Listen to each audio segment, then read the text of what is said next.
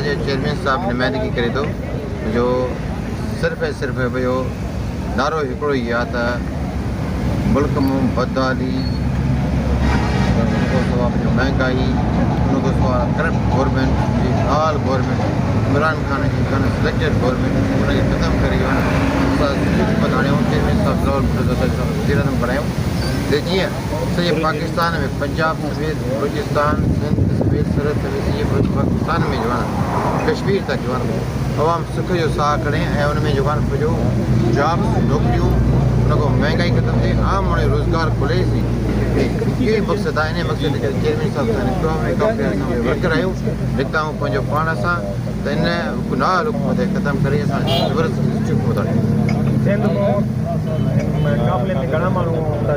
10 लखे माण्हू आहिनि ऐं लखे माण्हू पंजाब जा निकिरी था ॿाहिरि इंशाअल्लाह ताला सॼो पाकिस्तान निकिरी पवंदो।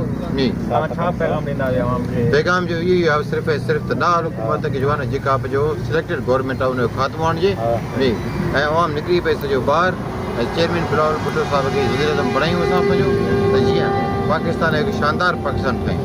नारे भुट्टो तव्हांजो काफ़िलो इस्लामाबाद तक वेंदो या रस्ते में वापसि वेंदो? इंशाअल्लाह ताला इस्लामाबाद तक वेंदो। चेयरमैन सां हर वक़्तु असां साथ आहियूं, उन सां जीअण मरण जो साथ असांजो। नारे नारे